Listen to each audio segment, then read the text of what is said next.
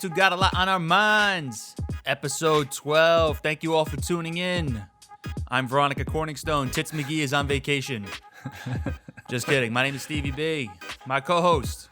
What's going on? I'm Kels. I think by now you know where to find me. But today we got two special guests. They are writers, music connoisseurs, managers. Sha and Justi, you want to introduce yourselves and tell us where we can find you? All right, what's good? What's good? Happy to be part of episode 12. I'm Sha. That's Justi. Word. We happy to be here. You could follow us at This Is Not a Hobby on Instagram or go to Justi 89. And you can follow us there. Follow us on Twitter at This Is Not a Hobby. We write in some of your favorite artists' music, so you can catch us, man. We everywhere, man. You know, we do this, so. Yeah, we manage artists from Florida. Shout out to San. You can follow her at Slayer 5AN, the number 5AN. She's from Orlando. Dope artist doing super big things, and we only managing her for about 5 months right now. But we got all types of A&Rs in the DMs, in the emails. We're taking meetings with everybody, and it's looking real promising. So we happy to be here. Yeah. That's what's up. That's what's up. Shit. Yeah, shout out, San. Yeah, I was checking out her page yesterday, her Instagram, and she's got some good stuff on there. Oh, thank you. Yeah. Did that. She got a unique look and a unique sound. Like, it was kind of refreshing, to be honest with you. Mm-hmm. Oh, really? Yeah. She got what we used to work with. She's totally against that, like with the look and everything. So we actually kind of love that. You know what I'm saying? So we rocking with that hard right now. Yeah, that's definitely a little different. Yeah. Shout out to all the other artists too. Absolutely. Yeah, man. Yeah. What I mean, obviously we've known each other for a long time. What got you into music? Well, we used to do music ourselves. You know, it was more in the pop end though. We toured Vans Warped Tour with Machine Gun Kelly, Paramore. Oh, word? Yeah, Paramore. Yellow Wolf. Yeah, no cap. I mean, Vans Warped Tour don't got. It's not that many black faces, so we kind of said. So we had a good time. Paramore, they thought we were like the coolest guys ever. So shout out to Paramore. We toured with them around the country for over 30 days. Hit every city and made some money and made some cool friends and performed in front of a lot of people, thousands of people. So it was a great experience. That's crazy. You got any like wild stories? Like, because I've never been to the Warped Tour. I've only kind of like seen like videos of it. And we actually have a friend that that was the Warped Tour, right? The Taylor worked on, Chris? Yep. She followed a band around, like documenting like their experience with it. But I heard the Warped Tour was like fucking wild. Like, it was a great time. Yeah, it's super wild. I remember one band, like we left the stadium with them and they was wild in the van. They had girls, they drunk their own piss, they did crazy. Yeah, they were wild, man. They were dope too. They were great, by the way. Great band. That's crazy. Yeah. It was like a band called like Venetian Fair or something like that. They had a lot of fans. But yeah, they definitely drunk their own urine. You seen them do that. And I mean, teach their own, I guess. Like, yeah, and on the Vans Warped Tour, it's like well, you know, we had a nice tour bus because the manager we were with, but I mean, being able to take a shower is not that common, man. Like, I mean, we stopped at hotels a lot. We spent more money than most, but some of them not traveling in tour buses, they traveling their own, you know, pickup van or, you know, renting something. So they're not taking showers like that, but everybody just hustling. And it's in the Vans Warped Tour, it's like the hottest month too. It's like, it's like hot. So it's like just setting up merchandise and trying to sell t-shirts and everything. You sweating, you out there from about 7, maybe 6 a.m. every day. You're doing the same thing, setting up at 6 and probably closing down around 9, 10 o'clock, and then breaking down, headed back out to the next show, which might be, you know, if you're in Chicago, it might be Detroit. You know, you got to be there the next day, stuff like that. The best thing was after the show, then all the bands you might meet, you just run into random people, everybody barbecuing. Every night, every show. So we might be gym class heroes there. You might be hanging out with them, and then barbecuing, eating, partying, and then next you wake up, you don't remember what happened, and you're in the next city. Crazy. Yep. That's crazy. Yeah, I mean, that just sounds like a really cool experience, and just being able to. I mean, obviously it's dedication to the craft because you're going from one city to the next, and you're pretty much for a month like barely getting any sleep and just grinding it out. But I mean, that's kind of what it takes to get to that platform and like put yourself out there. I mean, you get a lot of fans and kind of showcase yourself. Agreed. It was a great time, great experience. So that's what really got us into the business. Once we kind of toured and learned from our manager, we figured we could be behind the scenes and really do this. So that's when we started managing King Pharaoh. I know that's one of Kel's favorite artists ever. Absolutely. So we started writing. Shout out him. Yeah, we started writing music with him and building his brand, and he's done very good. He had a song featured in one of the most popular shows right now called Power. We got him featured in that. We got him also featured in another show called God Friended Us on CBS. The checks were very well. Just we know how to build a brand. Like that's like our thing. Like you can give me anything and I can sell it.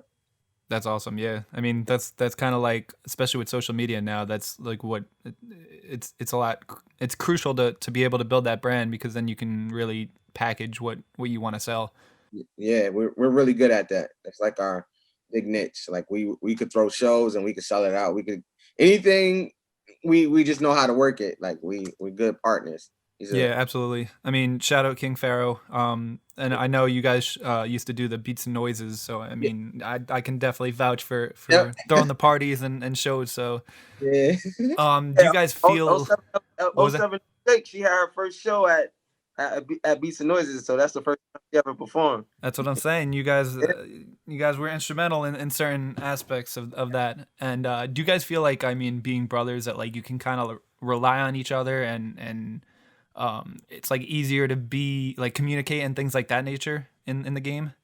Oh, for sure, because this game, your Monday might be great, but then your Tuesday and your Wednesday not that great, and so that having that twin, I mean, I guess even being a twin it helps even a lot more.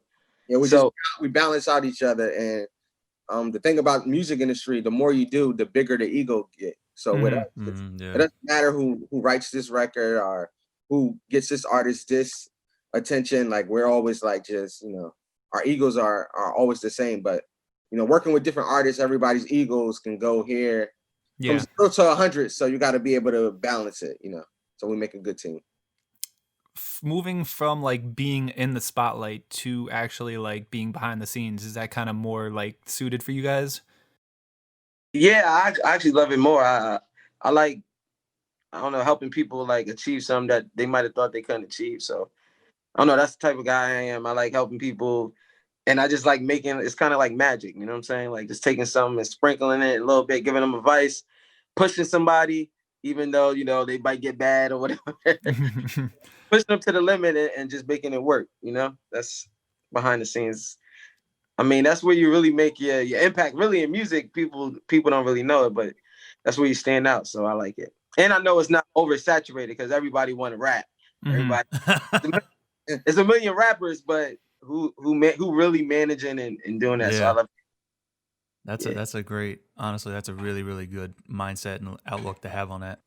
Yeah. And you guys too. Like, I mean, not that performing and writing and making music is easy, because it's not. You have to be super creative and talented to put all that together. Yeah. But when you're behind the scenes and you're in like management and you're dealing with, you said you're setting up deals and all this other kind of stuff, you guys are swimming with the sharks. Like that's where the blood is. You know what I mean? Like that shit is not easy. Yeah. That's I'm a little bit more behind that. That would be Sha's position. He definitely deal with the big wigs. I'm like, I get terrified from some of that. Some of those phone calls I stray away from. Just like we split it. Just handles. I'm a little more tougher, so the artists seem to like Just more. So he deals with them like directly, and I'll deal with the other stuff, the other people. So that's how we kind of balance it out. Yeah, that's perfect. That's a good balance to have. I mean, that's how teams should work. Well, from what I've like kind of done and seen within like the entertainment and the music industry is like or industry like that's how usually how like a lot of good partnerships and teams are set up.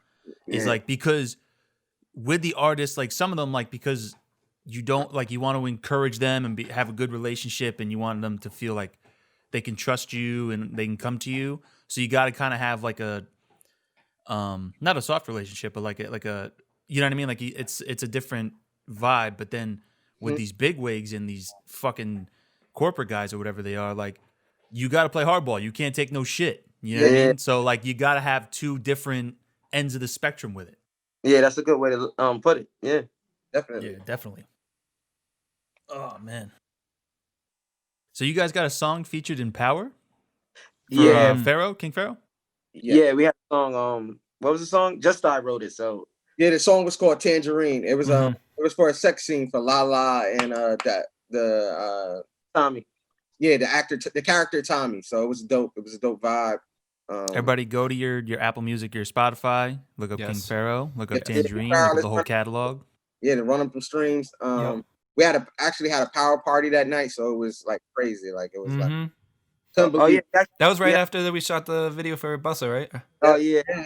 Yo, shout out Bussa. By the way, Chris Kelly, he shoots all of our videos and any pictures that you see with our artists, it's always behind. Chris Kelly's the genius behind it. Just want to shout you out, man. Appreciate it. Shout out to Kels. It's definitely important to have that team that, I mean, the belief in each other too, and working from, I mean, we started like, I don't even know, like 6-7 years ago, something like that. And it's just cool to see like where you can go from there and just build. Definitely. And, oh yeah, we actually had a song in the TV show All American too. We wrote a song for Busta Move, an artist that, well, he's kind of hiatus, but we had for him All American, so that was pretty huge for him. Yeah. So go ahead, guys. Okay. Go. Do you guys feel like, I mean, obviously being on that side of like kind of writing and everything, with everything going on with the pandemic, has it kind of like slowed you down, or you kind of like you can still stay in the creative space, right? Yeah, we can still stay in the creative space. Yeah, when it first happened, I guess when March, it was a little bit different. You kind of being home, and then I was taking like a lot of like just Zoom meetings, and then a lot of A&Rs and stuff. Nobody kind of knew where things were headed. It was I guess kind of scary, but you could go to the studio still, but you still can't go. Like in California, a lot of recording studios shut down, like that. In Atlanta, people starting to move a little bit more, but still not there yet. So we're just figuring it out. Yeah, I think that's the best you can do. It's kind of like a weird time for certain industries, especially like music, because you can't really have the concerts where a lot of the artists make the money from, but it's like you have to just find like new avenues. Yeah, definitely. But during the pandemic, we actually found Stan 5 a.m. We found I found her on a blog, and then we set up a Zoom meeting. We only been working with her about 5 months, and it was happening because of the pandemic. So if it wasn't the pandemic, we wouldn't be working with Stan. So I guess that's a plus that's coming out. Definitely a silver lining. Yeah, definitely. So you guys talked about saying like you wrote songs or you do write songs. Is there like a specific process that like you kind of like a formula almost, or is it different every time? Like, do you hear a beat first, or do you come up with like a melody in your head first and it goes from there? Like, or is it just it comes from anywhere, kind of? You know what I mean? Like, you know what I'm saying? Yes. I guess like about the artist, kind of the artist, and then more the beat. Like I gotta hear the beat, and then I could get a melody. We got a song with Fetty Wap too. It didn't drop yet though, but I'm just plugging that in there. Yeah, of course. Yeah. And we wrote for a couple artists on Warner Records, just throwing that in there. Yeah, but because me and Justin sometimes we don't write together, which is, even though we twins, we never really write the same. It's kind of weird. Like our cadences, our melodies are different. So he wrote a lot of worked with King Pharaoh on a lot of his music. I did more Busta Move. San, she does her own music. But if we're in the studio and we go and we write for like females and stuff, like singers, rappers, we kind of do it together. So, but it's about the melody, hearing the beat first. Yeah, and it's all about the artist too. Like if the artist is a stripper, then we gotta go stripper music. If an artist just broke up with her boyfriend, then we gotta go that way. So it's just really filling out the artist too, because you can't just talk about anything. You gotta know what the artist wants to talk about, so it could be relatable. Right. So when you kind of look at it through their lens a little bit. When you you have to do a little bit of like research though. Then when like that, whatever you get that that spot or that song, you kind of have to figure out. And when you know what artist it is, right? You have to like. Yeah, we just kind of partnered up with a lawyer named Navarro. He's like Fetty Wap's lawyer. Okay. So he basically called us like every week, like, oh, I got this artist coming in, and we research that artist, see what they done, and see what their sound is, and then so we know already like it's like pre-game already know what the artist might want, and then we link up with the artist in the studio, and then that's when we create. So, nice. That's what's up. Yeah. Well, that's a good way to do it. You got to do your, like with any kind of, when you're a professional, you do your prep, you do your research, you set up, you know what I mean? And that's, you got to be prepared for that. Yeah, sometimes we work with artists who's never rapped before, so that's like difficult. They never rapped before, and we got to give them a record and deliver. So, I mean, we've done it. You literally got to go line by line so they can rap. Learn how to rap. Is it like they do one bar and it's like, all right, stop, punch, stop, punch? Yeah. That's the fucking worst. Yeah, sorry, like it really is. Yeah, we've done that. That's a long studio session right there. Yeah, it's gonna cost you a lot of fucking money. Yeah. When I mean, you mentioned Fetty Wap. When he kind of started blowing up, was that kind of like cool to see somebody from like where you're from? Because you guys are from Patterson. For anybody who doesn't know, so what was that like? Yeah, that was pretty dope. That was when we kind of stopped music. But Okay. I remember it was like as being artists. But I remember like a month before, like he blew up, a kid that was like maybe in grammar school ran up to me while we did a show in like a school, and he was like, "Yeah, man, you got to check out this kid. This kid, he's from this city." So I heard of his name. So then when I started hearing him, I already kind of knew about him, but it just like picked up like wildfire. Like everybody was 1738 in the city. I mean, not me, but I see a lot of y'all was 1738. Which it was crazy. It's crazy. They're not 1738 anymore, but yeah, I mean, it was amazing what Fetty did. That's why people might be like, "Oh, he fell off."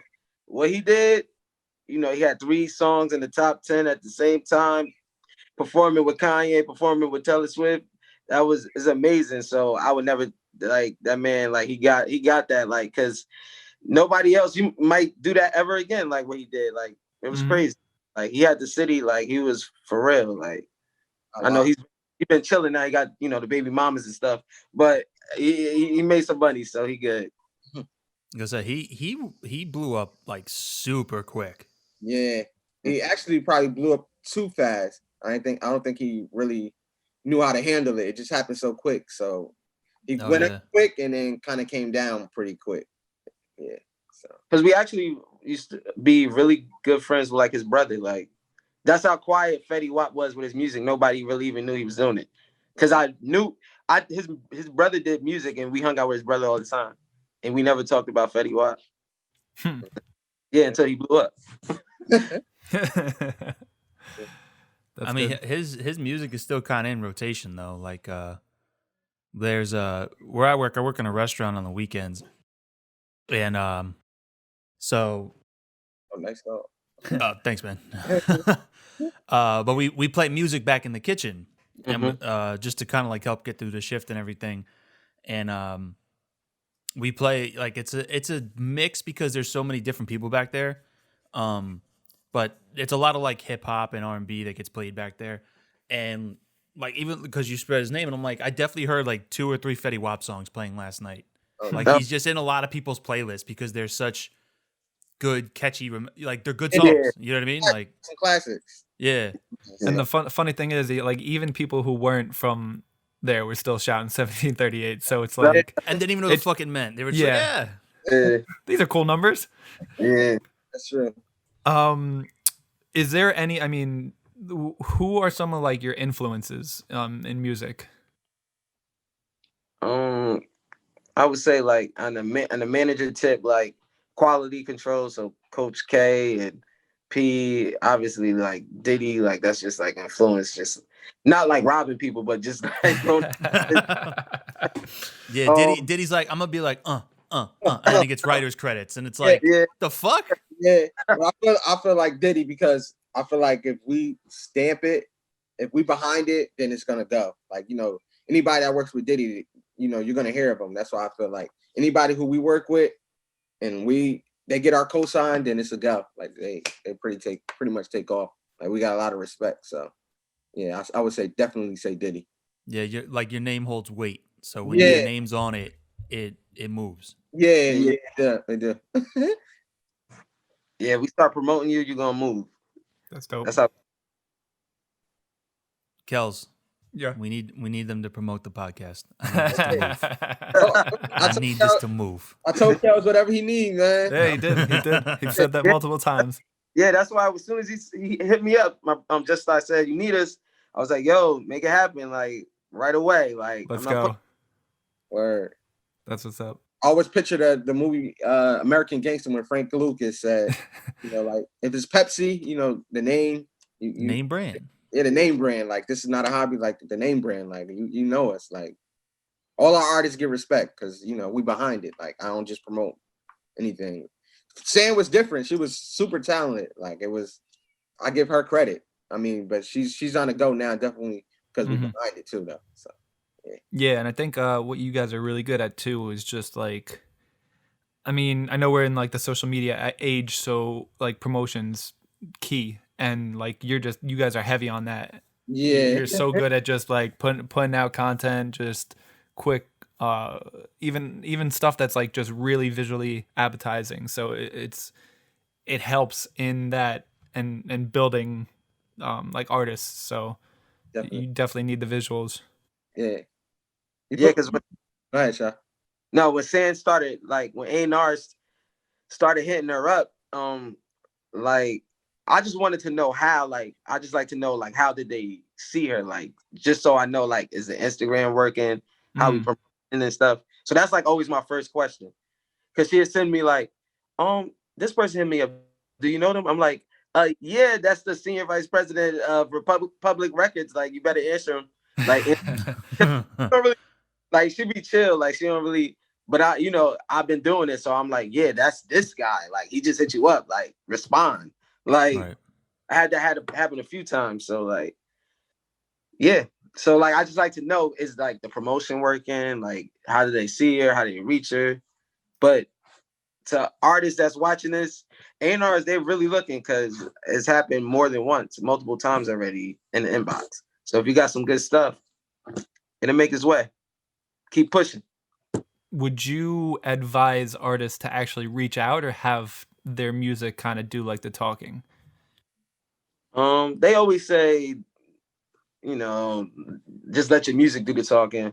But I've done both. Like I've worked with, when I worked with Pharaoh, I've reached out to people. Like sometimes you just got to reach out. Like if you got the contact, you can reach out and do it in a professional manner. And And you get sometimes you're not gonna get a response. I'm not gonna lie. But sometimes but then you keep building with them and you'll get a response. Yeah, I think sometimes too, like they might not see it or whatever, but then like as your music starts blowing, and then they go to like reach you, and then they like look in their inbox and they're like, "Wow, this person like spoke to me like a year ago or tried to hit me up a year ago." Yeah, and it's like. Happen like I've heard of that. Oh yeah, have you? I'm sure because I've emailed you 3 times. Yeah. Now, would you on the managing and deals kind of lane here? A big thing that's happened over, I would say, like the past like 5, 6, maybe even like 10 years, depending. I have a bad gauge of time. It's kind of switched from like trying to like, it used to be like, yo, I got to get a deal, I got to get signed. And then it kind of flipped a little bit and it was like, well, hold on. If I can figure out how to do this, I can make possibly if I bet on myself and I know how to do this, I can make more money being independent. But that also gives me freedom, and I own my masters and all that kind of shit. And even like, Kanye, and he's a whole different, ball game, ball of wax, but he's like blown up, putting his contracts up, and when he wants to buy his masters, and then he says he wants to buy Universal, like, would you? And I know, I guess it's every situation is different, but do you have a lane where you would say like, listen, more or less, like, let's try to do it independent, or if you can get the deal, if you can try to sign a short deal and do 3 albums possibly, and then get off the record label, but now you have some capital, like, is there any way that you would kind of look at it? Well, like, I guess on the artist, but like the artist, like saying, like we spoke, like we more into like a partnership or doing like a joint venture or something like that. So it's kind of like our own, like she has her own thing, like a label, Art House. So we partner that up with Atlantic or something like that. That way we keep more ownership. We read a lot of books. I every time Russ speaks and how he feel, like, I mean, Russ deal was amazing. That's not that common to get that type of deal like Russ got, but you could search for somewhere in between. So that's why we release a lot of music. You got to have some leverage. You can't be needy. So the more leverage you got, the better your deal. So I'm not against the deal, but I'm just not at least the team. We're not being like needy. That's why we taking meetings and just haven't signed anything just so quick yet. So yeah, definitely. Yeah, the key word is leverage. Oh yeah. If you don't have leverage, then your deal's gonna be pretty shitty. So you got to make sure you got to leverage. You got to have the numbers up. You got to have the Spotify numbers up. You got to have the YouTube numbers up. You got to be growing your Instagram so that when they do offer you a deal, it's the right deal that you can negotiate. You only get what you negotiate, right? Yeah. So. I mean, it's a whole different ballgame now, because back in the day, you wanted to sign the deal because you got your advance, right, which was a big advance, so you'd be able to pay and whatever you need to pay off, and you pay for this. But the catch was you'd have to pay for your own studio time with that money. Yeah. But then it's basically where they really got you was like it was a distribution deal. So listen, all you got to do is you just give us the record, and we're gonna get the CDs printed, we're gonna get them shipped, we're gonna get them marketed, all that's gonna be put out. Now it's a different game, because like, I don't necessarily need a fucking CD in Walmart or Target. Like it's streams now. Anyone could get like you said, on YouTube, on Spotify, Apple, like, so I can do that from one laptop. I don't need a fucking warehouse of CDs. I mean, yeah, it'd be nice, but like in the grand scheme of the day and age, I don't need your if you had the leverage, I don't need your distribution deal. You know what I mean? I can go find my own type of thing, Definitely. Agreed. Because like it's the game's changed, even since when we've been doing, like, every year it's changing a little bit. So you got like an artist like NBA Youngboy, like he #1, like he the biggest artist on YouTube. But I'm saying they don't play him on the radio like that. He's not winning Billboard awards. So it just, you got to know your artist and kind of know what you going after. Like you might not be Drake, you might not, but it's a lane for different type of artists. Yeah, once you find your niche, you're good to go. It's all about finding your niche. And that's kind of like important to like think about, because I mean, obviously everybody wants to, like in rap, even to like, you want to be the best kind of thing, like that mentality. But like, even if you're making a livable wage, like that's still, you're not doing a 9 to 5, you're doing something that you love. So to me, that's winning. Yeah, I agree. Yeah, definitely agree with that. Yeah. Yeah, even like, yeah, I think that's a good point, honestly. And I mean, another avenue that I've seen people starting to blow up on musically is TikTok. Like there's a couple artists who like put one video out and then it fucking blows up, and then the next thing you know, you're looking at their like Spotify or their Apple Music, and they like, they might show you the numbers or something, or they might show you or you go and watch the video and the video is going crazy, and it's just like off of one thing on TikTok. Just like that song "Move" by 24K Golden, it blew up on TikTok, and that's the #1 song in the world. And that's perfect, because that's a platform that you can actually like use artists' music. So like, if I put it on my video, then that's giving you like it's easier to find you, because you have all these videos that are using the same thing, and then you're like, oh, I mean, at least for me, if I hear a song that I like, the first thing I do is I go on Apple Music or Spotify and download it. Oh wow, it's good to know. Yeah. Absolutely. Or- And like I saw, I forget, I think it's called Orchestra from this one artist. I forget her name, but I follow her now. So then like that song blew up. It was dope, and then I was like, all right, let me go, and I found it. And yeah, just like you could see like the consistency of like, oh, now she's making other videos and stuff like that and other music, but it's just like off one video. So what music platform is like do you guys use? Like Apple, Spotify, SoundCloud, YouTube? Where you go first? Like, oh, I like this song. Where do you guys go? I personally go to Apple, and that's just because I started off with Apple. Mm-hmm. Then I did like a free trial for Tidal, and then I like went to that for a little bit. And then I actually switched over to Spotify for like 2 months, but I was just so ingrained with Apple Music that when I was trying to do it, it was just frustrating me so much that I just went back to Apple Music. Yeah, I think like if I would have started somewhere else, it probably would have been different. Yeah. I use Spotify Oh, okay. just because I got it for, I forget why. I originally downloaded it because like it was, you could integrate it into like, I could have it on like my computer, my phone, my PS4. Like there was multiple places I could have it. So it's like, all right, that's cool. You know what I mean? But then the only other thing that I kind of really use is like Amazon Music, just in the sense, hey, I'm not going to say her name because I don't feel like this fucking thing going off, but play this song by this person. And it's just easier because the smart speaker's right there and it'll just play the song. You know what I mean? I want to eventually switch to Tidal just because I like the way their business model is set up more towards to pay the artist better than any other streaming service. It's just I've just been lazy and I haven't taken the time to do it because I have so like Spotify is like all my playlists set up, all my artists followed, and everything's downloaded on my phone, and like my lazy ass just hasn't switched yet. But I want to go to Tidal because of how much they pay the artists a lot better on there. Yeah. Okay. I Nice. think also one of the cheat codes that I use with Apple Music is that I don't know how it stayed, but with when it was Google Music, I had like a whole library from like pretty much when my music was on my iPods and stuff like that.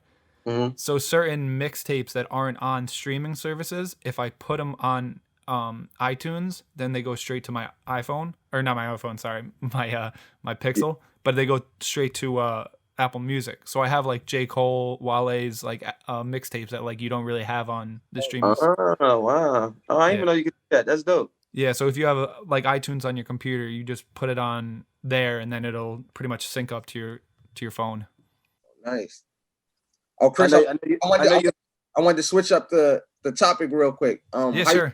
How you doing on your fantasy football? Oh, I'm glad that you actually asked that because oh shit, this is like almost the perfect time. We got like an hour, so tinker if you need to at the time. But literally, this is my best year so far. Like right out the gates, I'm in 3 leagues. 2 of them, I'm in like the top like 5 or 6, and then my other one I'm in first. Okay.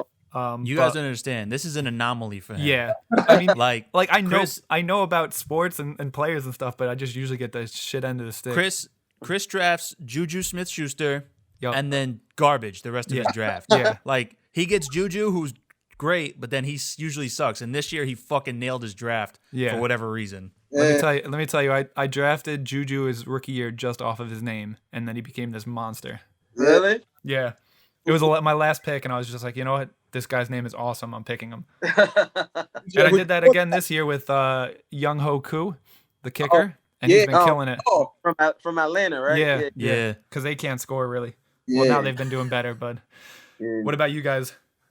Yeah, right now, if the playoffs started, I'm like probably 4th. So I'm I think just started. What are you like? You like 7th, I think, right? Yeah, I'm on a 2-game losing streak. So Okay. because Aaron Jones is hurt, so that was the key part of my. Yeah, that was a thing. A couple of my leagues, some of my big names, like I had Saquon, and Dak, so it was kind of like I had to just like shuffle players. Yeah. Steve, Oh my God, you just saved me.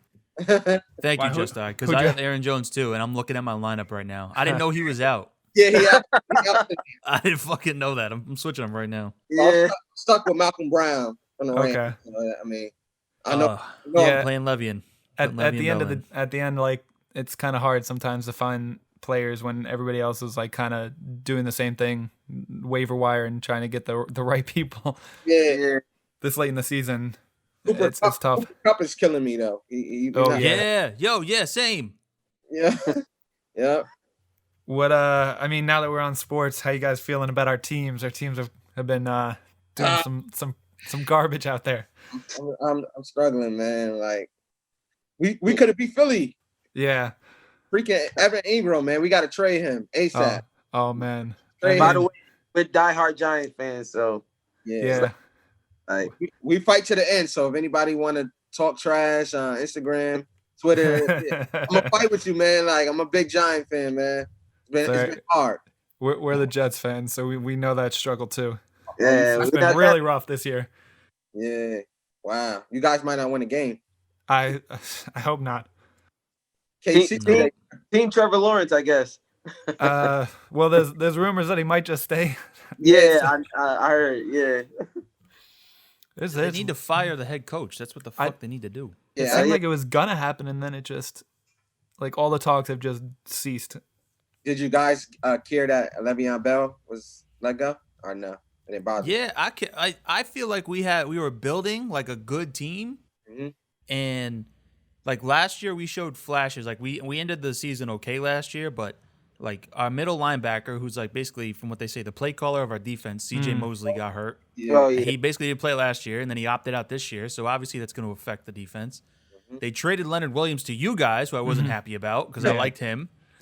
They traded my favorite. They traded Jamal Adams, who again was like one of the captains and the leaders of the defense. He was the best defensive player we've had since fucking Darrelle Revis, and they traded him. And then they trade Le'Veon Bell too, who he's been hurt. So you haven't even used him the way he's supposed to be used. Yeah. I actually think Sam Darnold is pretty good. You guys don't agree or no? No, he definitely has glimpses. It's just like it's tough when your team is just all around is kind of bad. Like he's not really throwing it to too many people. Yeah, I almost beat the Bills last week. Yeah, that shit killed me.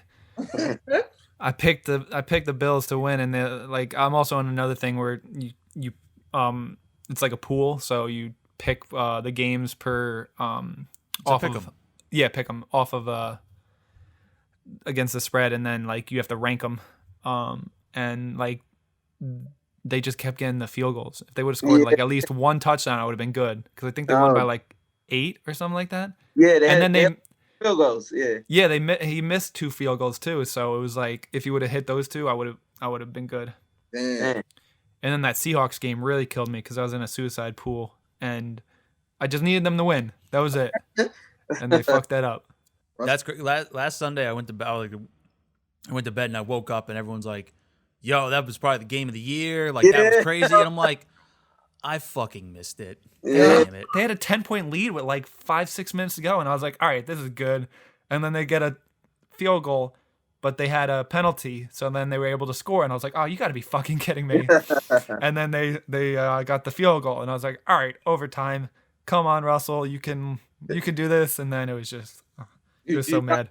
Do you guys believe in Kyler Murray? Or you think it's just, you know? No, yeah, I think he's a baller. I think he'll be all right. Yeah, I agree. Yeah. I mean, he's got a solid squad, especially with. I mean, I don't know how long. Hopkins. Yeah, I mean, Hopkins is just. It's just it's crazy. Oh, yeah. One other football question because I love football, so yeah, absolutely. All day. Who's the most underrated wide receiver in the league? Ooh, I don't know if he's underrated. I'm gonna go Tyler Lockett. Ooh.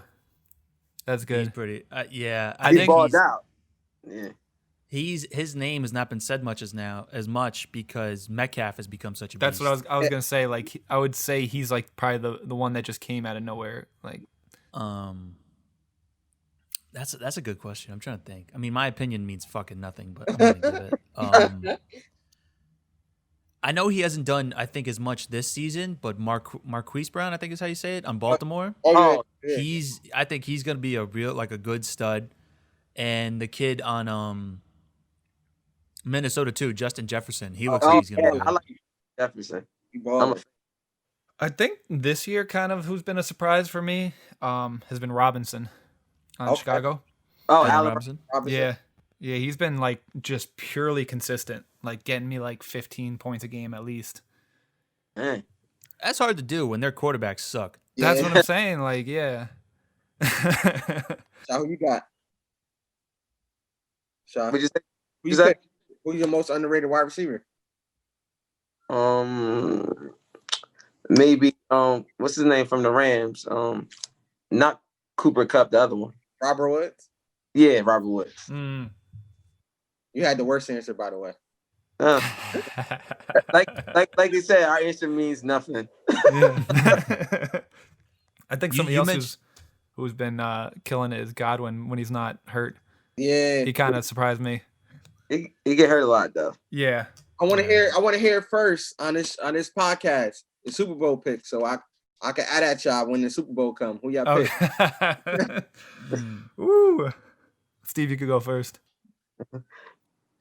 I'm trying to think. Now, you want both teams that are going to be in it, or just who's going to win? Now, both teams that's gonna be in there. I'll let you off the hook right now. Who's gonna- All right. First is the New York Jets. Yeah. They're going to make a run. Yeah. No, I'm kidding. I'm I gonna- want to say part of me thinks like Seattle Yeah. will be able to put it together and make a run and get there. Just because I think Russell Wilson is fucking like an MVP. You know what I mean? Yeah. He never kind of like gets the full. Like I always feel like they talk about they're like, oh, I mean not so much again this year, but in the past it's been like Rodgers, Breeze, Brady. Mhm. You know, those are the big guns, and I'm like Russell Wilson needs to be there. Mhm. Like he's a baller. He's really really good. So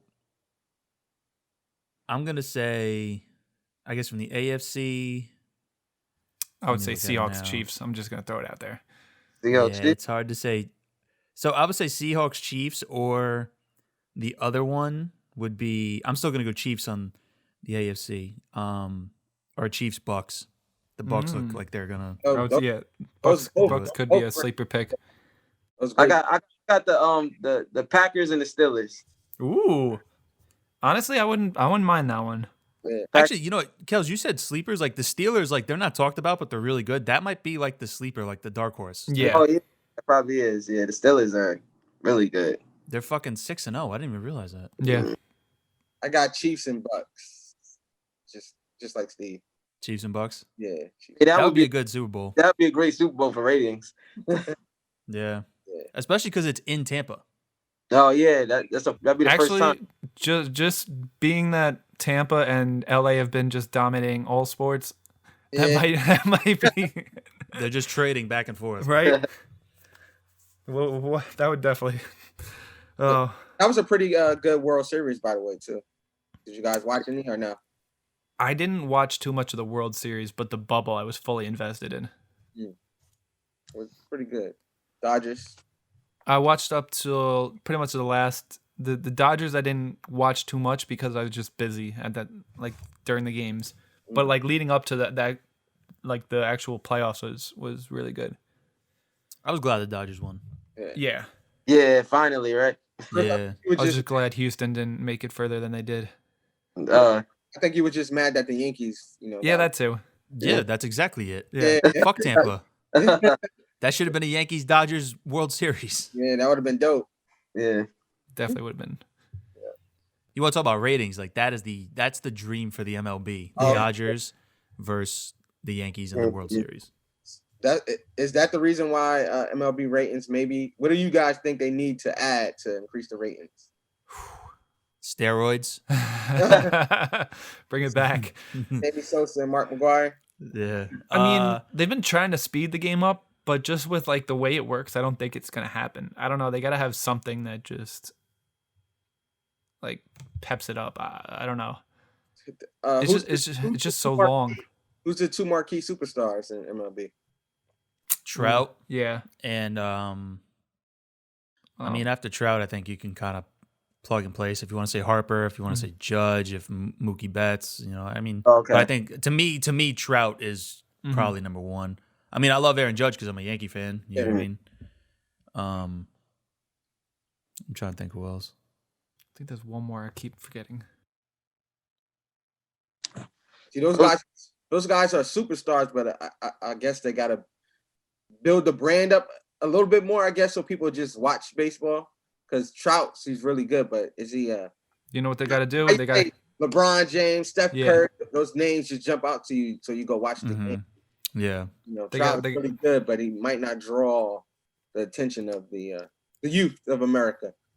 No, you have a great point, because even like if, like, let's say LeBron's playing, or the Lakers are playing, you know, like the Knicks, who are the fucking worst team, you'd still put it on because you want to see, what LeBron's gonna do tonight, even if you have it on in the background, like, hey, let me just put it on, like, let me put the Laker game on, just in case LeBron drops 60 tonight, and but I agree with you. We're kind of like that. Who's that marquee, that those names that like the baseball games on? I don't think, like, I think one in the part of the way the game is like televised. Yeah.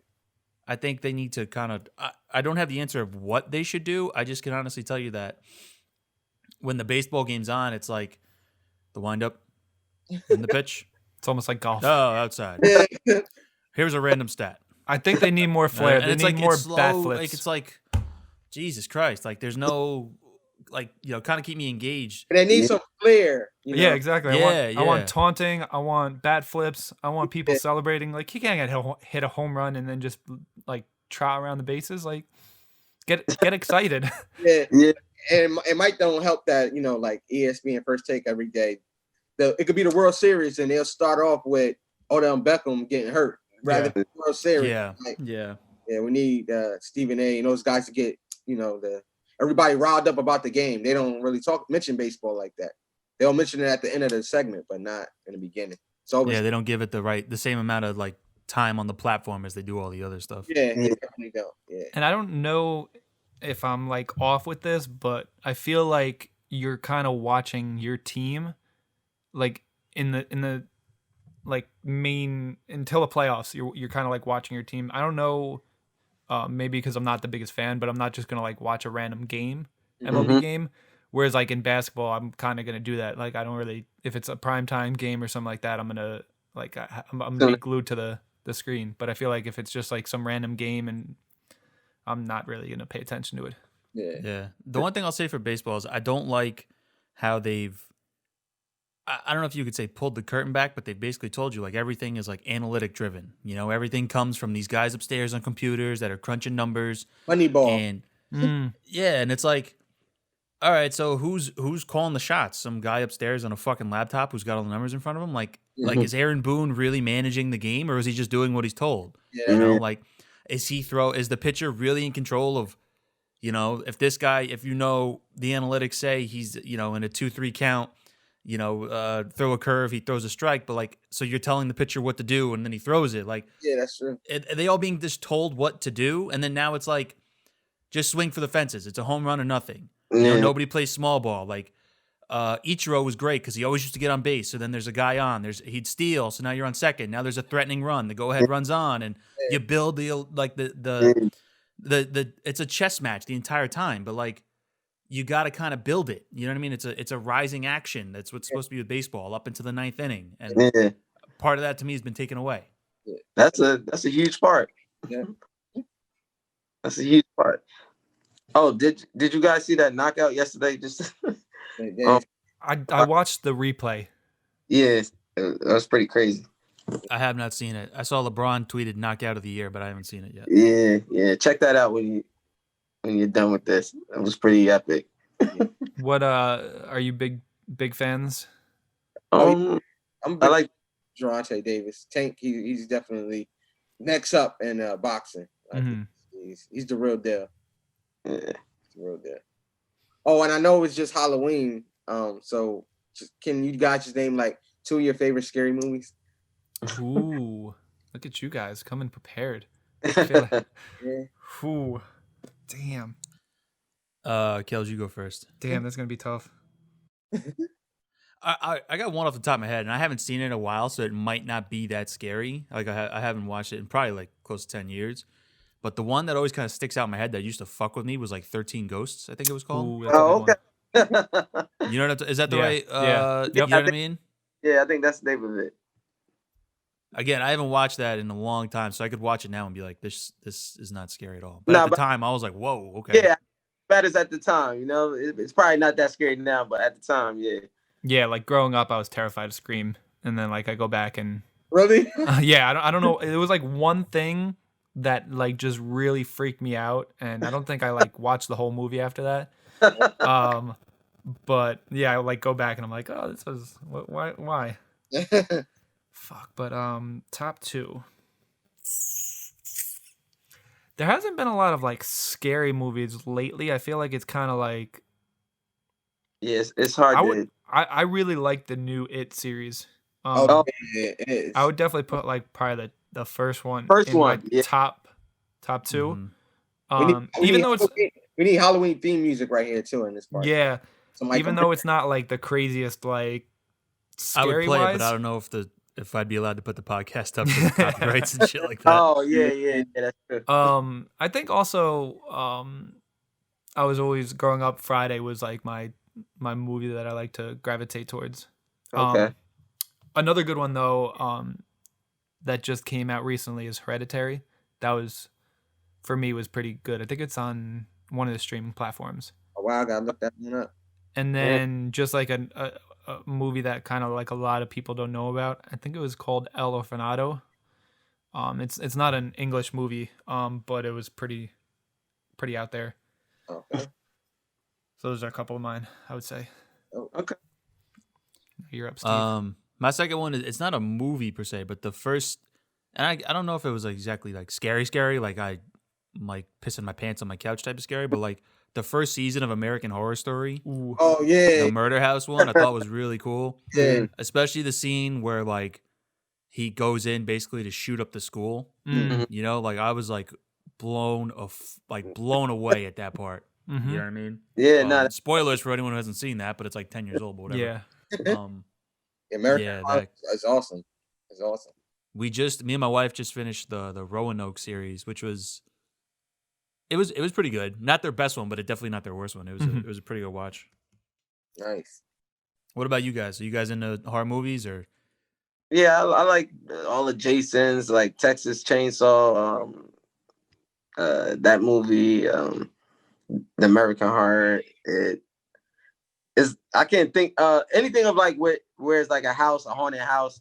I think House on the Hills or something like that was a movie like Paranormal Activity usually creeps me out. Yeah. Yeah. I think for me that never really got me because it was like so like there was so much space before everything started happening. It was like an hour and a half of like the movie and then like 15 minutes of like jump scares and kind of thing. Yeah. So by the time it got there, I was just like pissed. I was like, come on. Nah, the first Paranormal Activity I thought was really fucking good. Yeah, it was. Yeah. I can't watch it alone. Creeps me out. There's a scene. It's funny because like it's funny you bring that up. I completely forgot about that because they got kind of wild. Like it took like Saw. Like they just did like a million of them afterwards. But the first one felt like it was original at the time. Mm-hmm. But like Chris, if you ever watch this, watch it with like headphones on or like good speakers because the way the sound is done in there is like perfect. Mm-hmm. So like there's a scene where like a door like it's open and then like it shuts, but you hear whatever like demon it is, like it's like running up the hall, so you can hear it coming. So like it builds, and you can't really hear it on like TV speakers. Mm. And then there's a scene where like they put like powder in front of a doorway to see like a footprint if something's coming in. But if you watch really close, it's like a demon footprint that gets shown through the room. It's not a human footprint. Like I thought it was cool little like things that they did with that made it neat and kind of creeped me the fuck out. So, I think I also went in there with like, oh, this is not gonna scare me. I'm cool kind of like mentality. Like everyone said this is scary. I'm gonna be good. No, I did the same thing, and I was like, nope, I gotta watch a Disney movie before I go to bed. I'm not doing this. I'll watch scary movies till 5. After 5, I can't watch them. So I would definitely say watch Hereditary before that. Then Okay. Really? you'll need some time to come down from that one. Wow. Oh man, did you guys do anything crazy for Halloween, or kind of played it low key? Yeah, we chilled low key. We just came to the crib, had a little fun. Yeah. game night, Halloween game night. Yeah. Yeah. Anybody dress up? Nah, not really. Shy wasn't sure if he was Michael Jackson or Tito Jackson. I mean, I ain't dress up, but he was Michael, Tito, I don't know. Right? Yeah. So. What do you guys do? I had to work, so I was at work all night. I dressed up for a little bit, but I had to take my costume off because I couldn't like work efficiently in it. Yeah. I had one of those blow up costumes that looks like a guy riding an ostrich. Oh. You know what I mean? Yeah, And, like, it that wasn't gonna work, and it yeah. worked. So I had to take it off, but that was basically it. What about you, Chris? I actually was a photographer for a small wedding, which was dope, but I kind of didn't really dress up because it was cold and it was outside, so I dressed up as a photographer. Or a person who actually gets dressed up before quarantine. Those were my two cop-outs. Oh, okay. I got a question for you guys. Sure. Now, for the listeners, you know, you said that that you're brothers, but what they can't see is that you guys are twins. Yeah. My first question is, who's older? And is that like I know I've met twins before where they're like, I'm the older brother. And they're like, yeah, by like a fucking minute. Shut up. You know what I mean? Yep. And our case. and also, I've heard stories of twins like almost like pulling pranks on people. So have you guys ever done anything like crazy? Like I know I'm a basketball fan, so like they have the Morris twins in the NBA, and they used to say they both used to be on the Wizards, and what they would do is, so obviously if Marcus is one number and Markieff is the other, they would trade jerseys with each other to fuck with the coach, so the coach didn't know who was who at the time. Like, have you guys ever done anything to fuck with people like that? Probably not. I guess the Morris twins, they look a lot alike too. Throwing that in there. Yeah. But Shy, I'm older by a minute. My mom actually didn't even know she was having twins till he just started came out right after she didn't know. Really? Yeah. We were so Wow. we could have been Siamese twins. Yeah. So yeah, she didn't know, so I give her credit for that. So she only had one baby shower, which is for Shy. I didn't get the baby shower. I was gonna say like when you having like, all right, I got one bassinet, one crib, one like you kind of like prepare for all this, and then you're like comes time, and then there's the second baby comes out. You're like, oh shit, Yeah. Yeah. Then you need then you need a second name too. You're like, Yeah. shit. Yeah. That's crazy. Shout out your mom. Good Yeah. for her. Yeah. And nah, I guess we never really just like, can you think of a prank? Nah, we never really pranked people. It was just embarrassing. Maybe when we took school pictures, you know how everybody gets their own shot. We always had to have we had to share the same shot. Like it was one stool, and we both squeezing on the stool trying to get the one picture because we couldn't take. We didn't have individual shots. It was just mother had enough money for one kid, so we had to two bodies equal one kid. So I guess that was crazy. Nothing else though. Cause I'm loud and he's kind of quiet, so girls and everybody could tell us. They tell you apart. Yeah, they could tell us apart. Yeah, but we're always together. We could talk without actually talking. Like we're talking about you guys, just looking at each other. Mm-hmm. Like, we don't have to move. I was gonna say they say twins especially have like this like bond, like Yeah, this connection. there's connection that's unlike any other connection. Yeah, in the we world talk with another our person. eyes. We could be in a room with people and we know what each other is thinking because twins. You just open your eyes and you're like, yo, it's time to fucking go. And you're Yeah. like, we're out. Yep. We're always together. Like we're best friends. That's dope though. Like Yeah, that's any dope. job we ever had, we always had it together. We always went to the same school. So and if he has a girlfriend, well, we're both married now. If I have a wife, he has to like her, and if he has his wife, I have to like her. Like it's important. Like, Yeah, definitely. yeah. So, yeah. You guys still both live in Patterson? No, I live in Inglewood, New Jersey. Oh, okay. Yeah. Yeah, he just That's got a dope. house in Inglewood. So All right.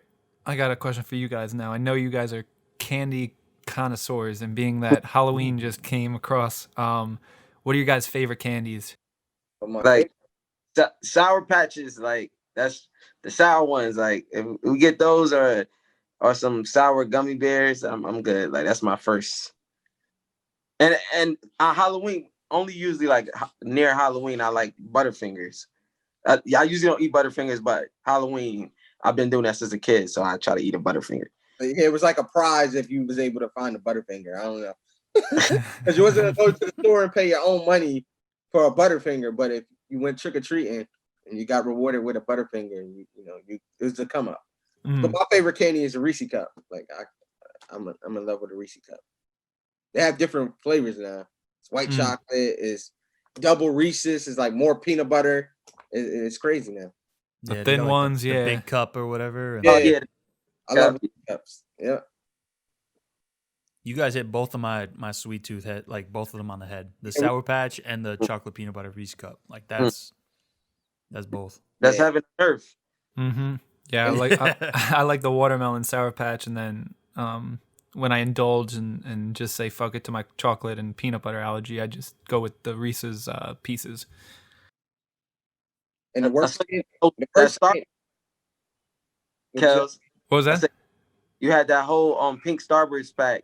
Yeah, that one was. Oh man, that was like heaven. They should have had that growing up because everybody knew that the reds and the pinks were the best. Yeah. Nobody wanted the yellow. No, you got the yellows. See, I'm the weird guy. I like yellow and orange. Oh, really? Wow. Yeah, I really do. Too, though, but the yellow, Yeah. And the worst candy created is candy corn, by the way. Oh. Yeah, fuck that shit. Damn, that hurts. I think just because I was allergic to chocolate growing up, I had to have candy corn so much that now I just like it. I feel like I'm being punished whenever I went. Like I would trade. Like I would have gave you so much candy corn, Chris. Oh man, that would have been perfect. Actually, a funny story is Steve and our other friends used to come trick or treating with us. Like he'd come to my development and we go hit all the houses and stuff. So they obviously knew that I was allergic to chocolate and peanut butter. And I got like one bag of pretzels and I started eating pretzels and I started choking on one of the pretzels and we like hit like 2 more houses while I was still like choking. And I was like, we were close enough and I was like, fuck it, I need to go back to my house. So I went back, got water, like we're all good now. And then for the rest of the time, everybody in our friends group was saying that I was allergic to pretzels. So that I would get the chocolate and then they would just steal my candy. Yeah. Yep. And I'd try to tell them, I'd be like, no, I'm allergic to the and then for some reason, all of the parents believed them and they were like, no, here you go. Yeah. My mother-in-law, for our house, she buys pretzels to give out to the trick-or-treaters. And I'm like, oh, we're that house. We're going to get egged. Yeah, right? Yeah, I hated that house. Yep. There was no trick-or-treaters, though, by you guys this year, right? No, from what my mother-in-law said, we didn't get a single one. Yeah, not that I know of either. Yep. Yeah, we didn't either. I'm just making sure everybody's staying safe. Yeah. Yeah. Wear your mask and make sure you guys vote. Absolutely, yeah. It was actually kind of funny too, real quick, that like literally when like the place I was in yesterday has like a 10 p.m. kind of like cut off for the music. But like I started going back to my car and like I had all my equipment and stuff, and then there's like a group of just like young kids kind of like outside where the party was, just listening to the music, kind of like dancing and stuff. And I was like, oh, like this is kind of cool that they like took the initiative to come around and like kind of hang out, but like by themselves, kind of. Yeah, that's smart. Yeah, that's dope. Yeah. So anything else you guys got in your mind? Anything else you wanna talk about? Bring up? Shout out? Just want to shout out. This is not a hobby. If anybody needs records written, where you can find us, and keep supporting and downloading Sans music. She's dropping weekly, so just make sure keep an eye out for her. That's it. And it's Sunday, so in 2 more days we find out. About. Make sure if you haven't voted yet, make sure you vote. Mm-hmm. Yeah, vote. Definitely. Cause I'm not telling you to vote for it, but make sure you vote. And stay positive and stay safe. Absolutely. Good words of advice. Yeah, definitely. Well, Thank you gentlemen, guys for having us, by the way, too. Yeah, yes, thank you for taking the time today and doing this, and we appreciate you. Yeah, it was dope. Word. episode I 12 want to. just might be the greatest. We might have you back on towards the end of football season, or towards maybe even towards the Super Bowl or wherever we can fit this in, because Dope. the sports talk was on point. Yeah, Yeah. definitely. Word. Hopefully by then, like NBA will be back again, and who knows? Yeah. Who right. knows? Yeah. Yeah, definitely. All right. All right. Thank you, guys. We're gonna wrap the recording here. Yeah, Okay. appreciate it. All right. Thanks, Chris. Thanks, Steve. No problem. Thanks Hey, for nice meeting you guys. Appreciate it. Thank you. Same All here. right. Peace.